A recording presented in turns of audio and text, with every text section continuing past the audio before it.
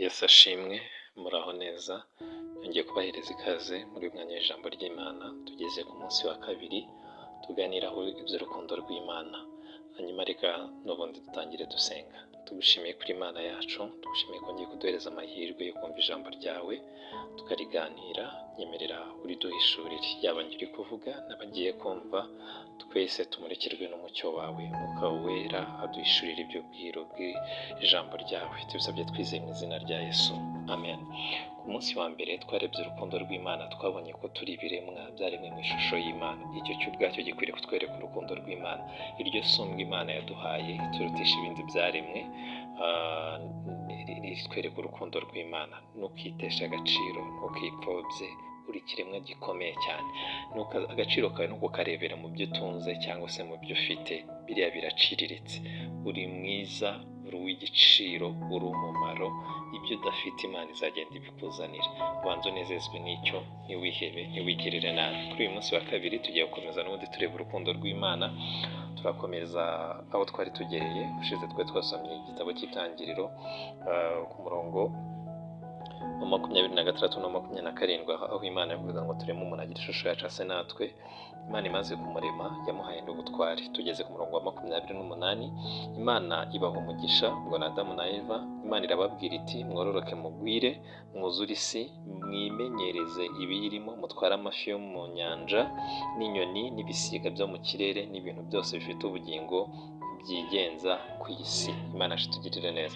Ndagira ngo twite cyane kuri iriya jambo Imana yababwiye ngo mwimenyereze ibirimo. Imana yafashe bya bintu byose yaremye ibishyira munsi y'ubutware bw'umwana w'umuntu. Yaramubwiye ibwira abantu ngo babiyobore, babitware.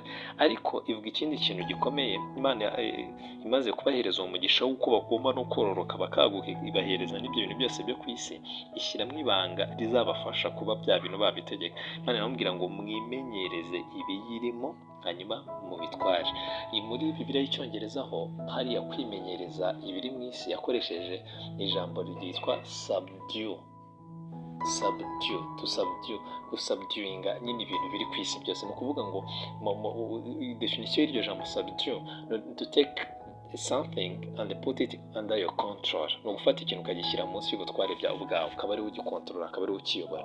Kugira ngo ubashe gutegeka ibintu biri ku isi, ni ukubanza kubifata ukabishyira munsi y'ubutware bwawe. Mu yandi magambo, cyangwa se tubishyize mu kinyarwanda, kugira ngo ubashe gutegeka intare, reka tuvuge intare, ni uko ubanza kuyimenyereza, ukayigenzura, ukamenya intege nkeya zayo, ukamenya imbaraga zayo, ukamenya ibyo ukunda n'ibyo yanga, ukayimenyereza, ukamenya uko ubayeho, kuzageza ku rwego uzamenya intege nkeya zayo, wowe ukayishyira munsi y'ubutware bwawe. Imana tugirire neza. Ndagira ngo nkubwire, Imana iragukunda, yaguhaye ibintu byose byo ku isi. Ibyo ubona hafi yawe n'ibyo utabona, buriya byose urabifite. Ariko ikintu kizatuma ubasha kubigeraho ni uko uzabanza kubyimenyereza, ukamenya intege nkeya zabyo, ukamenya imbaraga zabyo, ukiga n'icyo wakora kugira ngo ubyigarurire. Kuko urumva habanza subdue, hanyuma hakaza dominion. Habanza kwimenyereza ikintu, hanyuma ukabona kukiyegurira. Ntukihebe, ibiri ku isi byose n'ibyo Uwiteka Imana yarabiguhaye.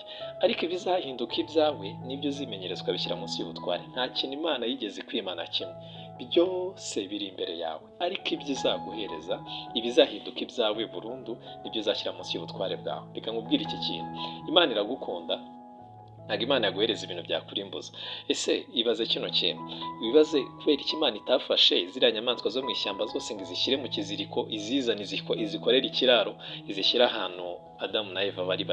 Byari guhinduka urusaku rutarangira. Tekereza imvubu, ingona, amasatura, inzovu, ibisimba byose, intare, ingwe, byose biri mu rugo rwa Adamu na Eva, cyangwa se biri mu kiraro cyabo, byari guhinduka urusaku rudashira. Izo nyamaswa zari kurwana, byari kumuhindukira stress. Ariko Imana yanze kumuhereza stress, yaramubwiye ngo byose ni ibyawe, ariko ugenda ubyimenyereza. Mu yandi magambo, ibyo uzabasha gushyira munsi y'ubutware bwawe nibyo bizahinduka ibyawe. Imana biriya bintu uri gusengera, biriya bintu uri kwifuza, byose irabishoboye.